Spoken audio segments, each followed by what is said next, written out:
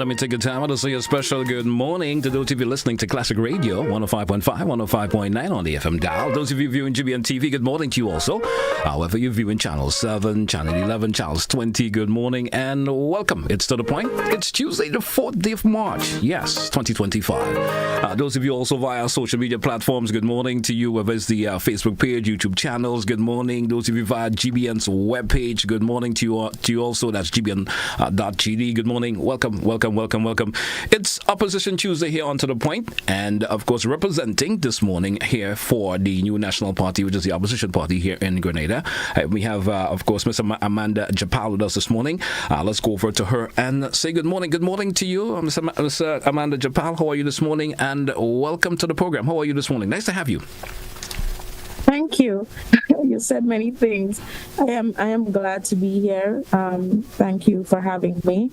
And I am doing fine. How are you? I'm doing great. Great. I think that's the simplest word I could use to describe myself this morning. Just doing great. Now let's get the ball rolling this morning.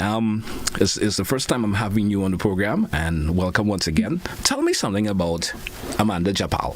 Tell me something about Amanda Japal that maybe the listening and viewing public would like to know more about this you as a young lady yourself. Or as a woman, I shouldn't be more respectful on that part. Tell us a little bit more about Amanda, something about Amanda Japal. I am from the village of Mamacan. I like to say I'm from the best constituency, St. Andrew Southeast. I am involved in business. We own a water company. I have dabbled in politics from 2022, so I'm still a baby in this thing.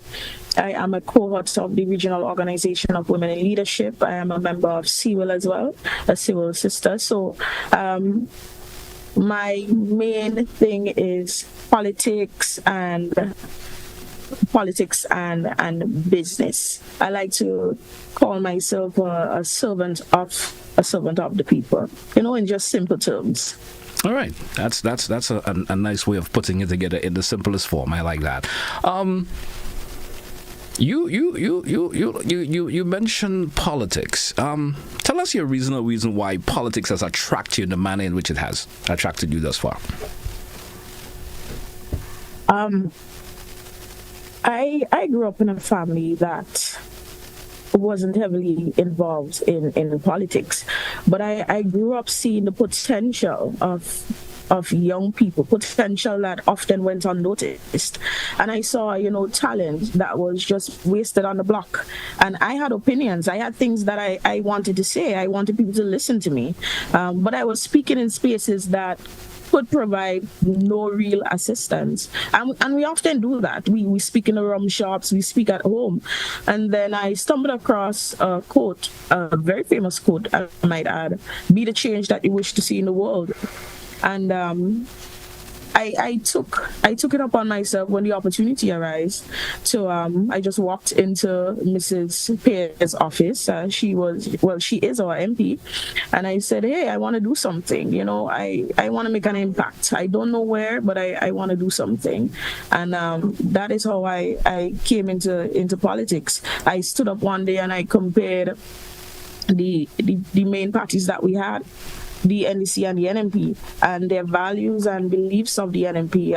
It aligned with some of the things that my parents have taught me, to be there for the less fortunate, to love people and to serve. So looking at the programs that the NMP has implemented over the years, things like Project Fly, Project Reach, Empower, the Youth Biz, I saw a real impact because they weren't just talking about change, they were basically actively creating it. And on top of that, I saw how they were responsible for bringing in things like water, electricity, telecommunications, and more. And so that's the kind of progress that I wanted to be part of. So I thought it was impressive. So I said, I think I'm going to go into the direction of politics. And since I'm here, I am going to choose the new National Party because I compared and I weighed my options. So that is why I'm here today. All right, great. Because I want to make a meaningful impact. All right, great. Happy to hear that. Let's get into it. Of course, let me say off the bat once again, congratulations on your victory as a youth parliamentarian. You won with the biggest margin thus far. How do you think led you to your success? What do you think led you to your success? Of course, being part of that.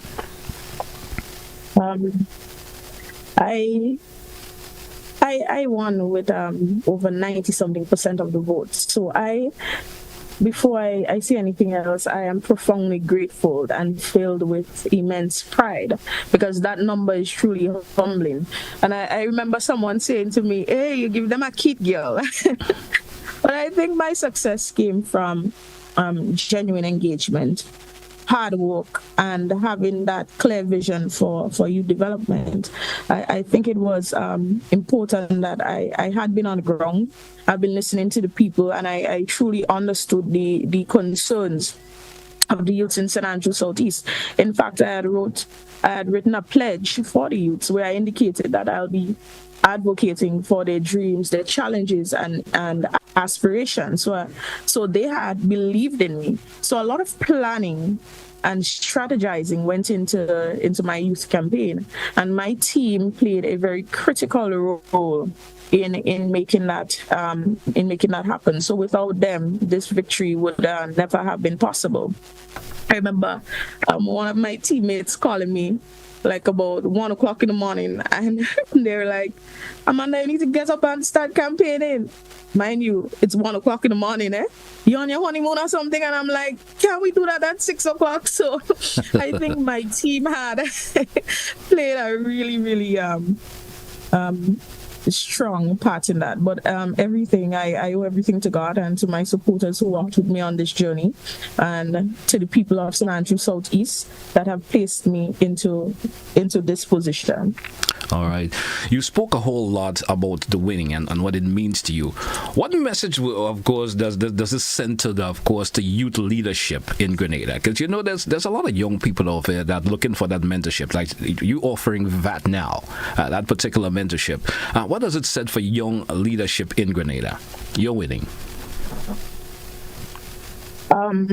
Well, I must say, though, that this win means more than something personal. It's actually historic. So I do feel a deep sense of honor. And for all who voted, they have actually made history, and that I'm proud of, because we were the first batch of youth voters. I'm the first MP for St. Andrew Southeast, first female, and the only candidate to receive 90-something% of the vote. I am proud that all four parents have fought for the justice and equality, because today, with that youth parliament, it shows that we have redefined possibilities by leveling the playing field for both gender equality and youth in society. So really, it sends a message that young people are ready to take charge, that they have a voice, and they're ready to be part of the solution. And it also sends a strong message that the future of Grenada depends on empowering youth, and not just have them being participants, but decision makers as well. You are centered around the new National Party as the NMP's youth president. Now, what's your top priority, I should say, for young people in general, being, of course, the youth president? Well, now you're trying to get me to sell out all my secrets. I'm not trying. I guess there are ways and ways you can send out those that priority that you want to put out, especially for young people. There are folks there. As I said, you get into that particular realm, becomes a mentorship for a lot of young people. There are young people who look up to young people. You understand? So tell me. I'm just joking.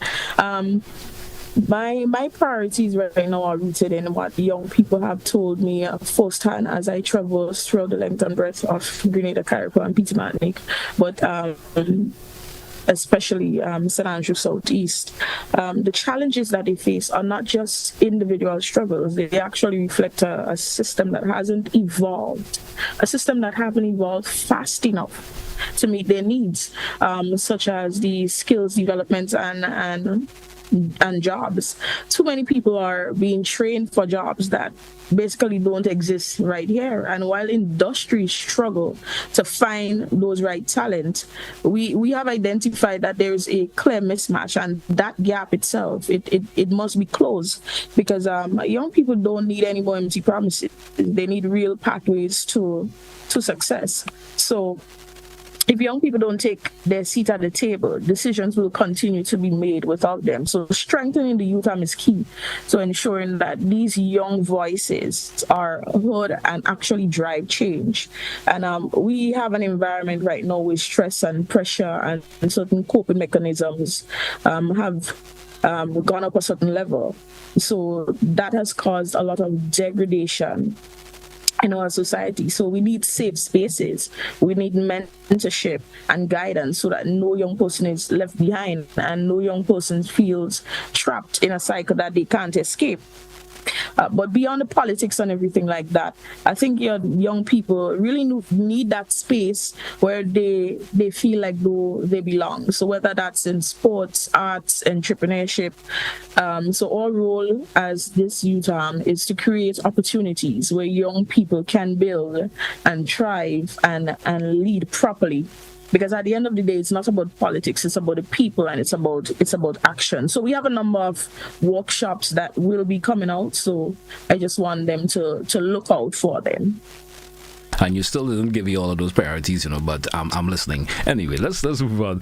Now, what's the biggest challenge? You spoke about what young people are coping with and so forth. What is that challenge facing? And you talk a whole lot about, St. Andrew Southeast when it comes to youth in that particular constituency.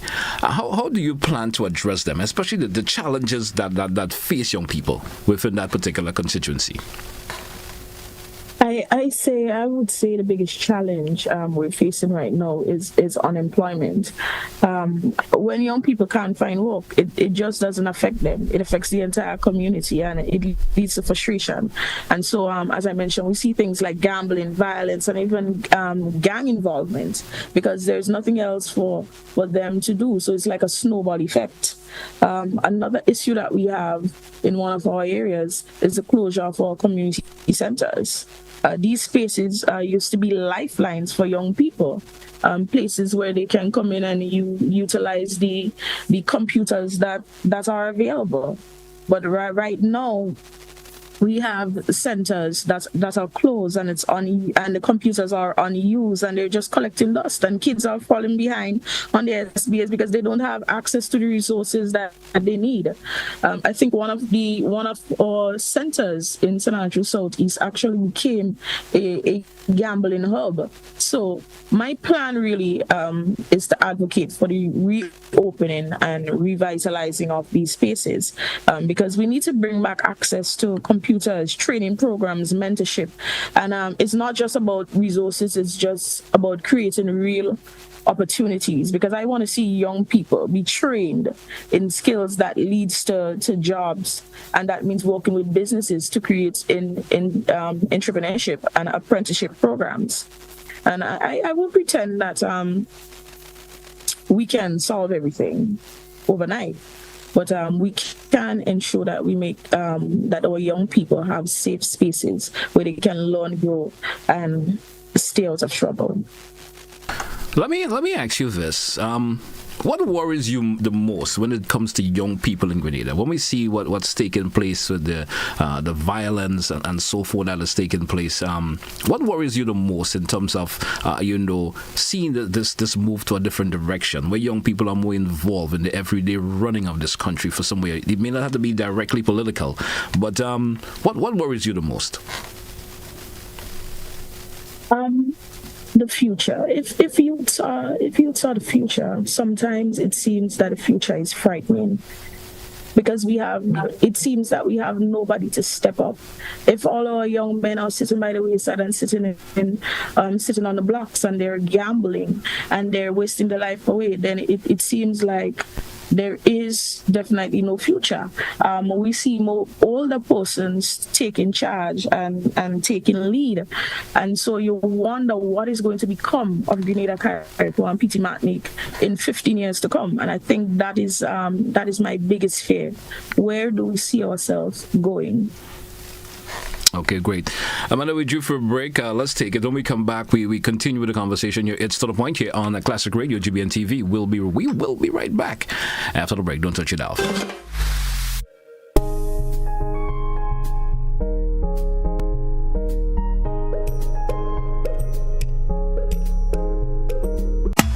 Choice Promotions in association with Investment Migration Agency of Grenada, together with our Riser Credit Union, presents the inaugural Virgin Parish Relay Meet. This is the real Mini Olympics, Saturday, March 8th, La Sagesse Playing Field in St. David. Relay action featuring the top clubs and schools from across Grenada, competing for cash prizes and more. Come see the nation's best athletes as they prepare for Intercall and Carifta Games 2025. First call to action is at 2 o'clock in the afternoon, featuring live entertainment and excitement in the tug-of-war competition. Admission $10 adults, $5 children. Come to Virgin Parish, St. David on Saturday, March 8th for the Virgin Parish Relay Meet. Come share in the excitement and speed and see you there. In observance of International Women's Day on March 8th, GBN will air a special program on March 6th. Women's Voices for Change from 10 a.m. across all GBN platforms. Join us as we share the stories of ceiling breakers, barrier busters, and inspiring women. Don't miss this special Women's Day program on GBN, Thursday, March 6th from 10 a.m.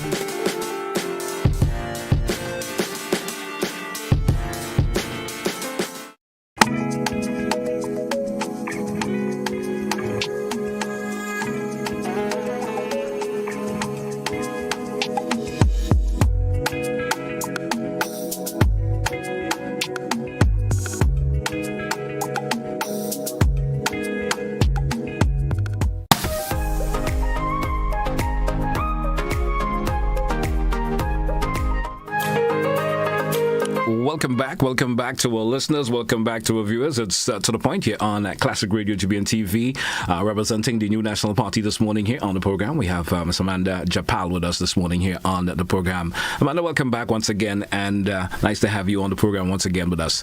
Let's continue our conversation. I still want to keep our focus a wee bit on youth involvement, political vision and so forth. In the previous conversation, you spoke about what inspired you to get into politics. But I didn't ask you. You did mention. I didn't think I didn't have to ask you, but because somehow you got that in there. Why you chose the New National Party. Now, my next question will go along this way. Many young people feel disconnected with politics for various reasons. How do you plan to change that as of course an individual of your standing now? How do you plan to change that? Sometimes I don't like to think that young people are really disconnected with politics. I feel sometimes like they feel disconnected from politicians who aren't engaging with them. And I think the key is to meet young people or people in general where they're at, whether it's through social media, whether it's on the block. So my plan is to make politics accessible, relatable and meaningful to them, because too often I think we think of politics, when you think of politics, corruption pops out, or a system that probably doesn't work, and that's because they haven't been shown that politics directly affects their lives. So it's easy for people to get frustrated with the system, but the truth is, I can't just go in and just talk, because change is not about talk, it's more about action. So you can tell someone you're going to change a million times, but unless they see that change, they won't believe you.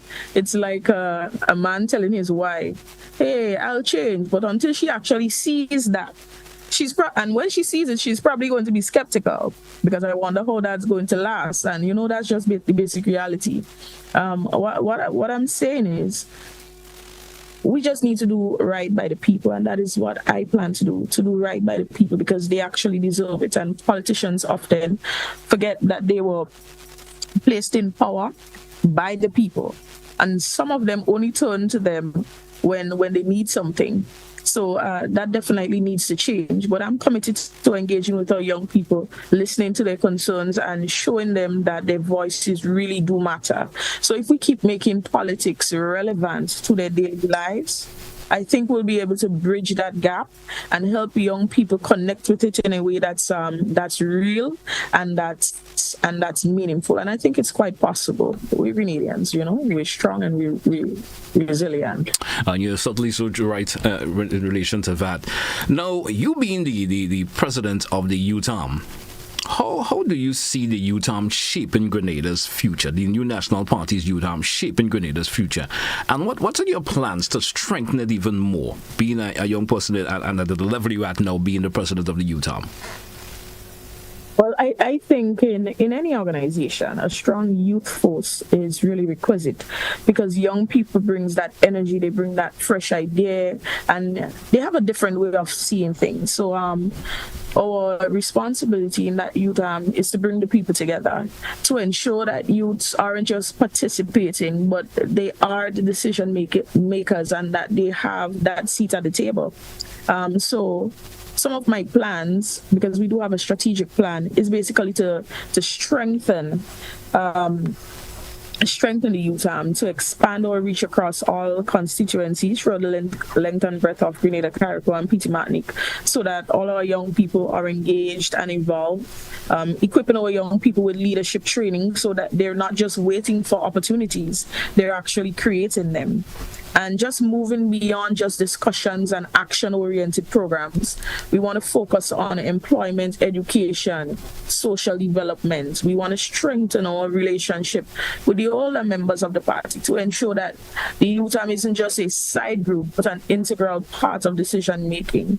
So at the end of the day, this is about making sure young people feel empowered, and not just to vote or support a party, but to actively shape policies that affect our lives. So that's the main goal for the National UTAM. Tell me something. We have seen UTAMs been formed before. UTAM presidents come, presidents go, from varying political organizations here in Grenada. Of course, I've been around a long time and paying attention to UTAMs coming and going, and then you obviously you don't really hear anything much from these UTAM organizations within these political realms anymore. What are you, as being the president, plan on offering different than what we've been had before? What is going to be different than what Amanda Japal wants to offer, especially when it comes to enticing the minds of young people in Grenada? Incentives plays an important part also. Incentives plays a part. What is being offered to young people to get them moving and getting the involvement more than it should be? Tell me, what will be offered differently by Amanda Japal? I am not the dictatorship type of leader. I believe in transformational leadership, and transformational leadership actually boasts new leaders. So where I'm at, even though I've now assumed the role of youth president, I am also already looking for a successor. In other words, I am in the process of training persons as well. And incentives are very important. I believe in giving people their flowers before they die. So incentives are part of our package as well. We will be recognizing all of our members on a yearly basis, in whatever capacity. Even if you brought out the garbage, we think you're very important. And I think that's something leaders needs to keep in mind, to recognize the talents, the abilities, and the effort that the persons under them, so to speak, that they're responsible for, and their needs are taken care of. So we have that. We also have programs to just build our own people. To build our own people on a very high level. And what we do is we allow our young people to grow. we allow all young people to take charge. So I wouldn't be coming into our youth activities and just say, hey, do this, do that, do that. You know, it's not about just passing orders. I am the type of leader, and you can ask anyone, I'm the type of leader that will be on the ground. I'm always on the ground. Whether I have to sweep an area, whether I have to pick up the garbage at GTI, I'm always on the ground. And that is what I believe makes me different. You have to be on the same level with the people and not above them. Remembering, taking into consideration at all times that yes, you're a leader, but you're also a worker. Okay. I was listening to you for a wee bit. Tell me this.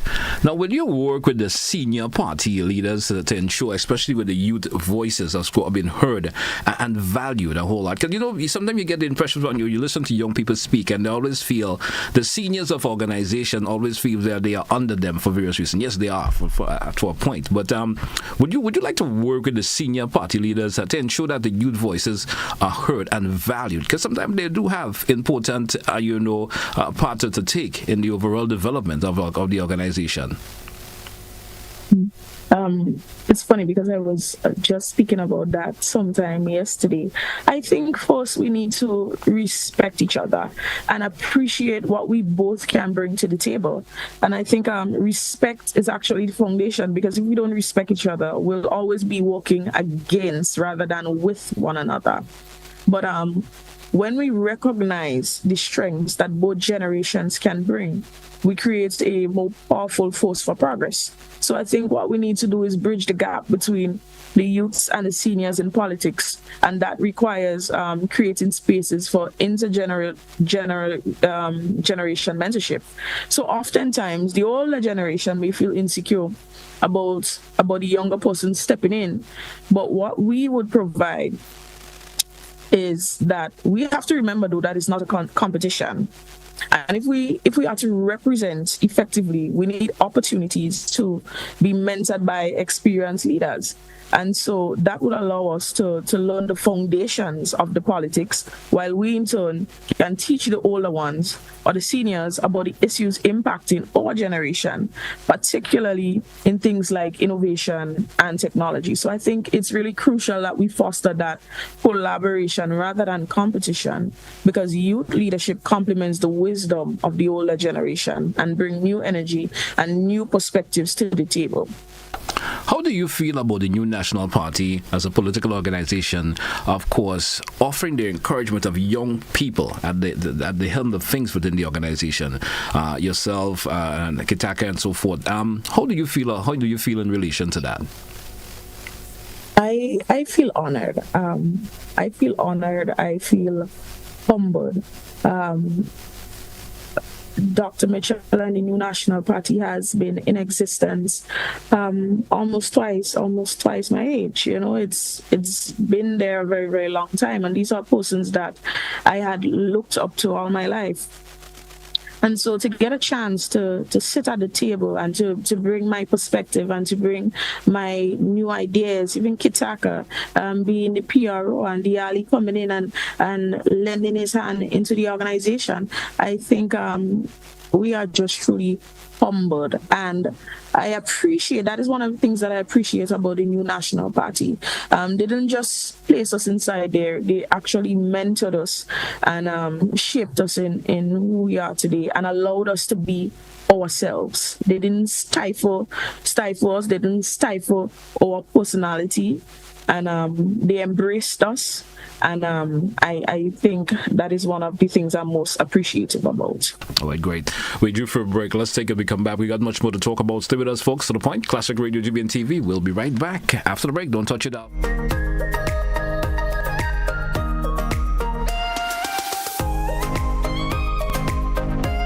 Grenada. It's time to feel the adrenaline and crown national champions. The Horizon National Championship 2025 is expected to be bigger, faster, and more thrilling than ever. Mark your calendars for March 15th and 16th at the Karani James Athletic Stadium. The nation's best athletes will battle for glory in electrifying races, soaring jumps, and powerful throws. Admission, finish line $30, main stand $20, bleachers $10. Speed, strength, and heart-stopping finishes. It's all happening from 11 a.m. daily. Be there to witness future Grenadian stars. Get your tickets now at Grenadian Optical, Melville Street, St. George and Spiceland Mall, Grand Anse, and GoToFed.com. One stage, 4 categories, 80 incredible dance talents. Experience the rhythms of the world as dancers bring culture to life with breathtaking performances. Who will take away the crown? Witness the passion, the energy, the artistry. Don't miss the ultimate global dance competition around the world in 80 dance talents. Call 407-8458 to register your group or solo act. Follow at GBN for updates.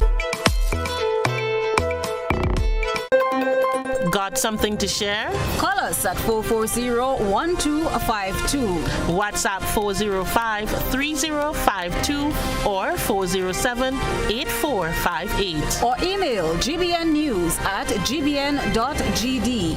GBN News, first, accurate, voted #1.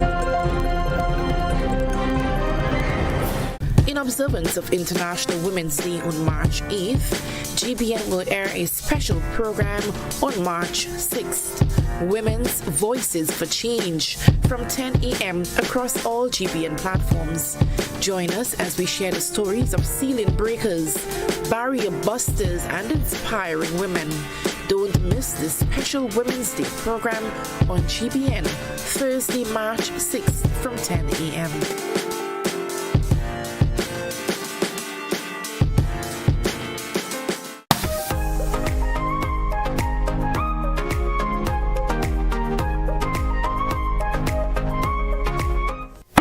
Welcome back, listeners. Welcome back, viewers, to the Point Classic Radio GBN TV. I'm your host, GT, with you this morning. And let's welcome back Miss Amanda Japal with us this morning once again on the program. Amanda, welcome back. Hey, folks, Amanda, welcome back once again. Let's talk about the future plans. You know, you spoke a whole lot in the first 2 segments we had that certainly grabbed the interest of me in creating another segment of questions I would like to ask. And also to our listeners and viewers out there, if you do have a question or two you would like to ask Amanda as relates into our conversation this morning, feel free to do so. 435-2041. You could call direct or you can call via the WhatsApp. The number once again, 435-2041. Let's with you, of course. You know what should I say? What are your immediate plans as youth parliamentarian representative for St. Andrews Southeast? What is your immediate plans?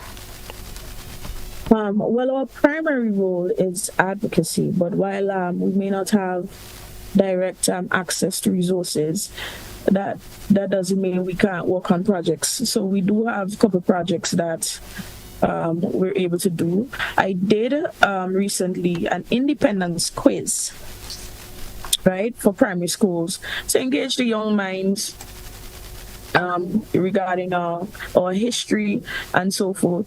But some of the projects that I intend to do are skill development workshops, mentorship program, financial literacy program, because I think that's very important.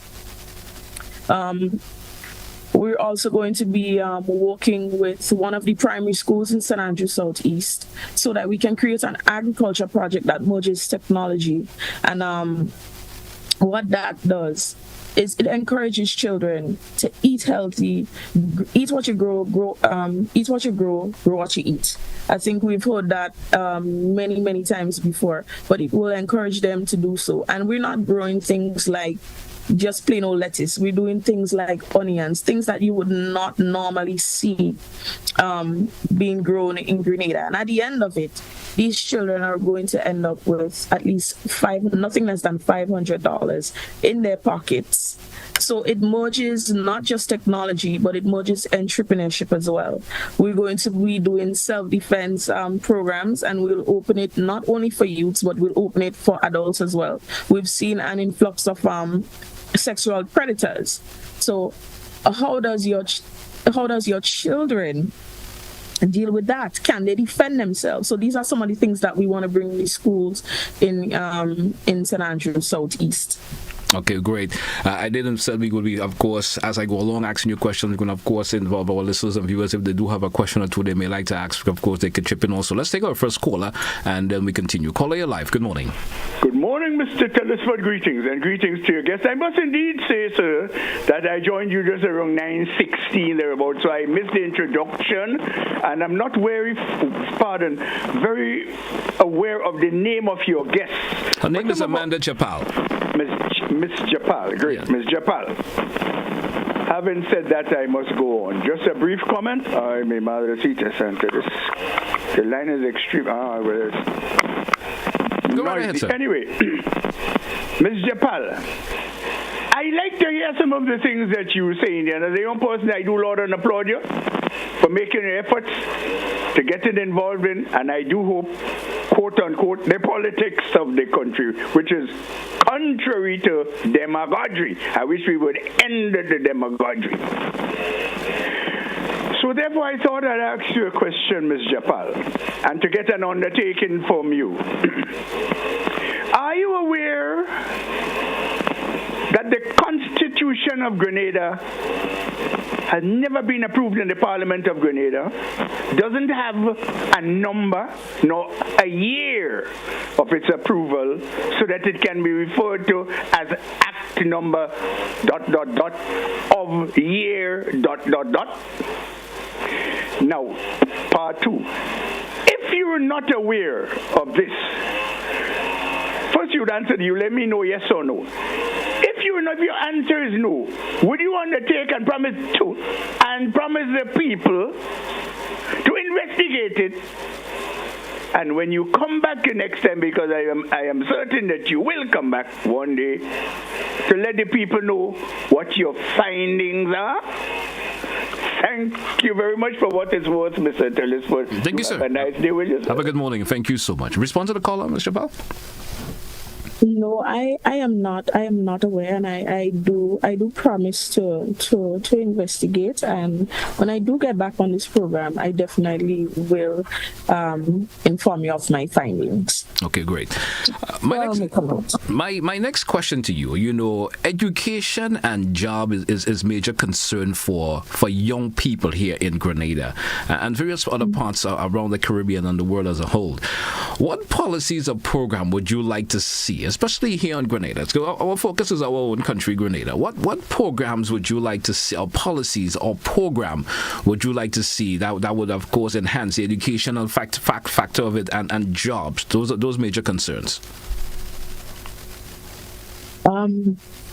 I think we need more technical and vocational training, even training centers, so that they can teach, hands-on skills, whether in trade, whether in technology, whether in agriculture, because not everyone wants to follow the traditional academic route. And more young persons, can start businesses if they had access to proper mentorship, grants, and training. So I think technical and vocational skills, I think entrepreneurship support is also important. I also think internship and apprenticeships are also crucial, because it's sometimes frustrating to hear you need to be experienced to get a job, but then no one wants to give you that first opportunity. So I think we need more structured programs that allows young people to gain real world experience while studying. And I also think that we need more career guidance in school. I think that needs a very serious upgrade, because too many persons leave secondary school without a clear plan for their future. So I think we should be exposing them to different career paths early, so that they can make informed choices instead of just going with the flow. Okay, great. We do have another caller. Caller, you're live. Good morning. Hi, good morning to you, GT, and good morning to Mrs. Japal. I must say that I want to commend her on her bravery. It's always good to see young people coming forward. And I, too, have two daughters of whom I'm extremely proud. And they take up leadership positions in different areas. And I like what you said about your upbringing and the principles you were taught. Up to today, at my ripe old age, I still am guided by some of the principles that I was taught. Hence the reason why there are certain political parties I never touched. I've never been a member of a political party, and I never will be a casual member of any party because of certain principles. But there are certain things I just couldn't stomach. And therefore, there are certain parties I would have never voted for. I couldn't be close to them at all because of how I was raised. Now, you mentioned, so I want to ask you in that regard, based on the principles that brought you into politics, when you look at what transpired in that party, your party, in the attempt to make a transition to a new leadership, how it was done, I even would use the word corruption, because that's what some of those who have fallen out have said. Are you comfortable with what took place there? Hasn't it shaken you to your core in terms of the principles that you were taught growing up? And I would be very surprised if what happened there didn't cause you to blink, because I personally couldn't see myself being comfortable. Even your leader, I was shocked that someone so educated could have allowed her leadership to be so tainted, when in actual fact I thought she had more than even a chance of winning fair and square. How do you really reconcile your principles with what happened there in December and before? That's my question to you. Thank you very much. Thank you, caller. Thank you so much. You want to respond to the caller, Ms. Japal? The thing is, I'm in a different position because I don't know exactly what he thinks transpired. So if he can clarify that, that would be great. I am on the inside, and the party has its constitution, and the elections and everything that happened in December was actually aligning to that constitution. So if he can provide clarity or a clear direction and explanation to say this is what happened and this is what happened, then I can tailor my answers to suit exactly that. But what I do know is that the convention went and is aligned with our constitution. Okay, great. My next question to you, what advice would you give to young people who want to lead, but for some reason they are hesitant? For various reasons they are hesitant. Tell us about that in terms of the advice that you would offer the young people who are a bit hesitant but wants to lead, but they are hesitant to do so. The first thing I tell anybody who wants to go in any leadership position whatsoever, I say broaden your back. You need to strengthen that back, because you're going to get pressure. You're going to get trouble. You're going to get heat. But the one thing that I can say is that it's going to be worth it. I often say to young people, be the you that only you can be, because the world needs you, the authentic you, and not another version of someone else, because there's only one you. But leadership isn't a bed of roses, and leadership isn't about having all the answers. It's actually about stepping up even when you don't, and just start where you are. Use your voice and just don't wait for any permission to make an impact.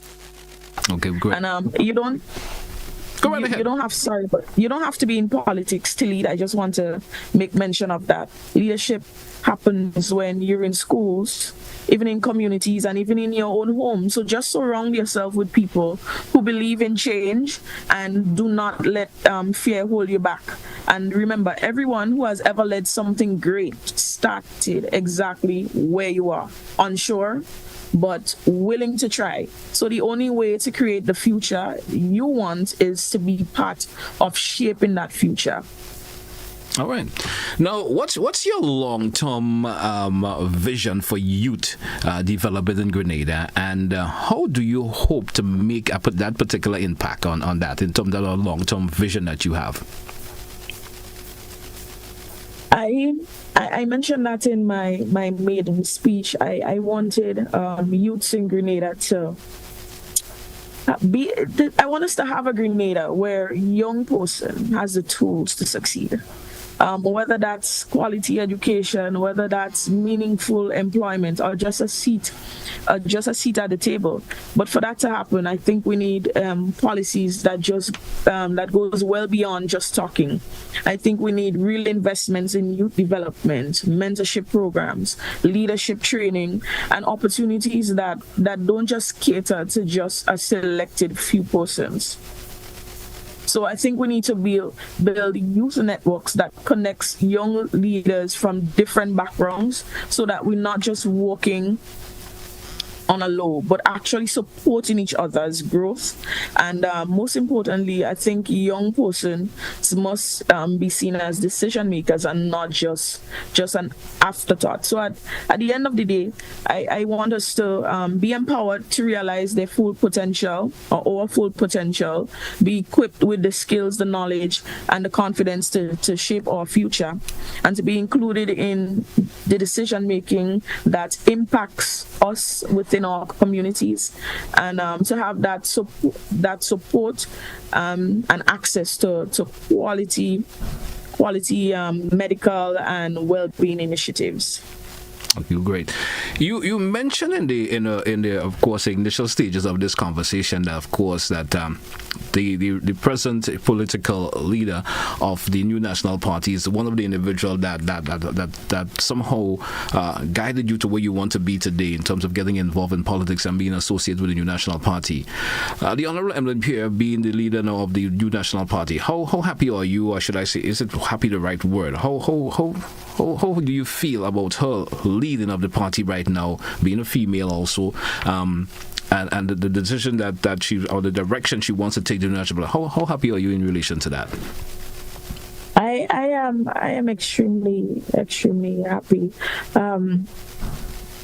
because now it's not just on a personal level. I'm happy because we've reached to the point where we have broken so many barriers in politics and in Grenada on a whole, because we've seen women MPs, but how often have we seen women political leaders? I think we had one prior to her. So I am extremely happy. My heart is filled, and my heart is filled that women can actually step forward, and we can be recognized for our talents and our potential. And I'm also extremely happy for her as an individual. She has worked hard to be here, and she has many leadership accolades. So I think it will be beneficial to us here in Grenada, Carriacou, and PT Martinique. And I think she will do well. We have seen women taking charge in our homes. I mentioned that to Mr. Donald some time back in an interview. And women are leading the homes and taking charge. So imagine having that in Parliament, bringing all that energy, because we have been making things happen. So imagine bringing all of that energy and stuff into politics and into Parliament and into government. I think we can make a really big impact. So I'm really excited for the future, and I'm really excited to see Miss Emlyn Pierre in action. What does the future holds for you, Amanda Japal? Of course, personally, politically, and so forth. What does the future holds for you in that? I am not too sure. God is the author of my life. I always say that. And right now, I am on chapter Youth Parliament, chapter Youth President of the new National Party. I don't know how far I'll go, but wherever life takes me, just know that I will continue to serve, whether it's being a candidate, whether it's me opening a new business, whatever it is, whatever capacity. Just look out for me serving, continue to serve the people and being there for the people and making a meaningful impact in Grenada, Carriacou, and PT Martinique. Okay, great. We're due for a break, which should be our final break for the morning. Let's take it when we come back. We will give the opportunity to our listeners and viewers the opportunity to call in. And of course, let's keep the conversation in terms of the what we've been having thus far. So, of course, your questions could go along those lines when we come back after the break. Stay with us, folks. We just have approximately 10 more minutes left on the program. Stay with us. We'll be right back.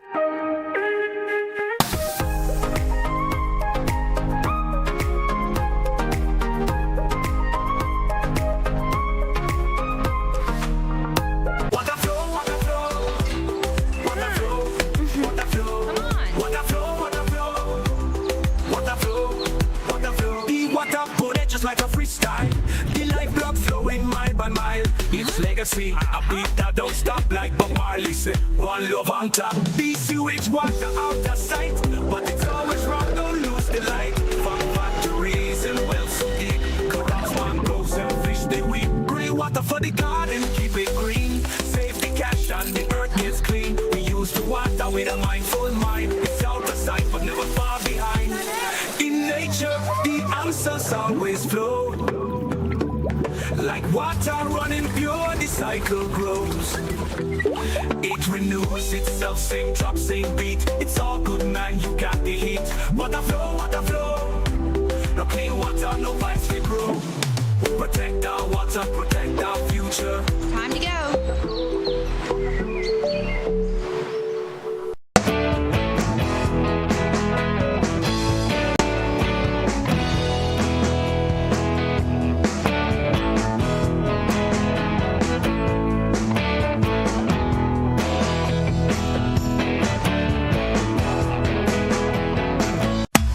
Choice Promotions in association with Investment Migration.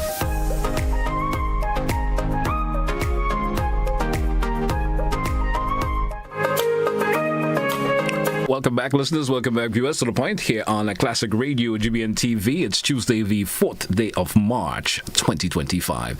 And Mr. Ahmed Japal, welcome back on the program this morning. Did mention before we the break that we're going to, of course, allow the listeners and viewers, if they do have a question or two they may like to ask in regards to our conversation this morning, feel free to do so in this segment. Let's take a call via the WhatsApp caller. You're live. Good morning. Hey, good morning, GT. Good morning to you, sir. Good morning, Amanda. First, I want to congratulate you. And you, I think it was a landslide, 90-something%. So then I want to congratulate you. And also as being a opposition leader in the youth parliament. But Amanda, I have a few questions I want to ask you. Not much. Okay, you was talking about the youth unemployment, all right? And then we see now based on the IMF, that showed that there was a growth in youth unemployment. Because when I call in Grenada, there are so many works and they can't find people. I have a family member who went down, very good in computer, and he's working. He's work all about. Okay, but my question to you again is that as a young person, right? Okay, you saw what happened in the convention, how when you one put up the self for leadership and how the abuse, the way that the convention went down, it was very dishonest until a member had to pull up himself. We also see two youth senators was forced to resign. You know what I mean? So how could you pulling people into your organization? And where two young senators as you, within your age limit, was victimized and had to force to resign. You know, and another thing I want to ask, my last question to you now. I know you was given a project, $500,000 to do a project. Would you tell us what you would like to do with that $5,000? What kind of project you would like to implement for youth? And one thing I wanted to advocate is the library, because during the time of the NNP, they shut down all the library. You know, so if we want to pull youth together, the youth want somewhere to go after school. You know, because I attend McDonald College and the library was very important. So I will look forward to you. And once again, I wish you well. Thank you, caller. Thank you so much. Respond to the caller, Mr. Japal. Thank you very much. In regards to the project, I mentioned that I'm working on an agriculture project with Mojis Agriculture with Technology and Entrepreneurship. So that's one of my projects within that $5,000 package. I'm also doing some programs, the financial literacy program, and I'm also doing the self-defense program. So there are many programs that I am doing for this year. What I can do to make everyone comfortable is I can place all the programs that I'm having on my social media so that you can view that and you can have access to the details of that program. But you mentioned the library and advocating for that. Of course, I can advocate on behalf of the youths of St. Andrew Southeast for a library. I think also we need to take into consideration that it's not just what we want, but it's also what the youths want, because you can plan for people, but we also have to be mindful that we need to plan with the people as well. So I have made notes as to the villages and what they think is best for them. In terms of the convention, I did mention a while ago from the previous caller that I am not aware of any. I'm not aware of the party going against the Constitution. I think from what I know, everything is aligned. Has aligned with the convention has aligned with the party's constitution and stuff like that. I think you also mentioned senators leaving. For whatever reason, I am not aware of the reason behind that, so I cannot give you an answer for that. What I do know is that I have never been victimized. You have heard my voice. My back is broad. I say things plainly. So I have never been victimized, and I would never put myself in a position where someone would just dictate what I do and say you should do this and you should do that, and I don't have a voice or I don't have a say. So that has never happened to me, and I'm not aware of that situation. Thank you. We do have another caller. Caller, you're live. Good morning. Good morning, brother, and good morning to Amanda. I remember seeing that young lady on television, and I asked the question, who's that young lady? And people was kind of like, they don't know.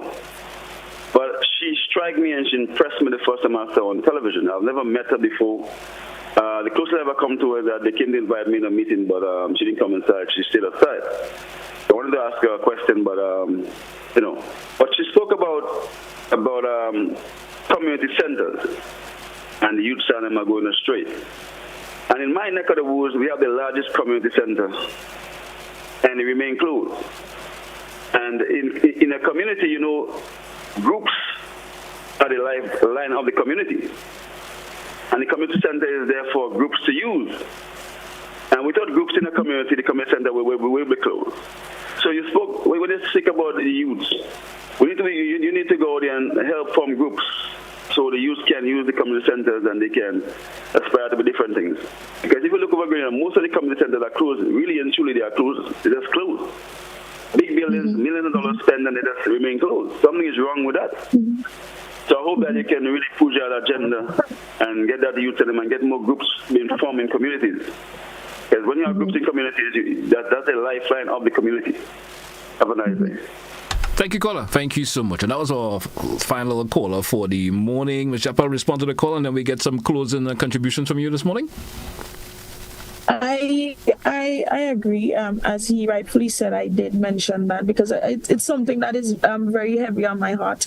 While I travel through St. Andrew Southeast, we have families that are unable to purchase a computer. So these students, these Form 5 students, do not have access to these computers, and they have to wait their turn in school so that they can do their SBAs. And it breaks my heart knowing that we have community centers that are equipped with computers, and our children have no access to it. So I think that's something that we definitely should advocate on, and we should speak out on, because it affects our children. And when things affects their education, because education is the backbone of every economy. When things affect our education and affect our children, then it definitely should affect us as parents, and it should affect the country, because it will be affecting our future. In regards to groups as well, I agree with you 100%.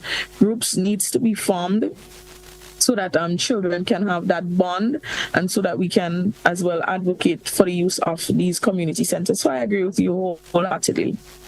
All right. Any closing contribution from you this morning before we take a wrap for today? Anything in closing? Sure. I just want to wish everyone a great day. I just want to shout out my St. Andrew Southeast people, and this is political, so I want to shout out my NMP people as well. But I want to say to every Grenadian out there that you are great. You are wonderful, and in the words of Valin Ned, you are born to do great things. So this party is not political. I just want everyone to go out there and just be the best version of themselves and make a meaningful impact in Grenada, Carriacou, and PT Martinique, because our country is beautiful, and we need all hands on deck to make this place something even greater than what we think it can be. All right. Of course, Ms. Japal, I want to thank you once again for being on the program. I hope we hope you will be back so we can, of course, expand on the conversation even more. Best wishes goes out to you for the rest of the day, and best wishes once again. Thank you so much. Thank you for having me. You're so welcome. Thank you to all our callers as well. All right. Hey, folks, as we're going to take a wrap for this edition of To The Point for today. Join me again tomorrow, once the Almighty permits, health, strength, and everything else. I'll be back with you for another edition of To The Point. That's what we say goodbye. Goodbye, folks.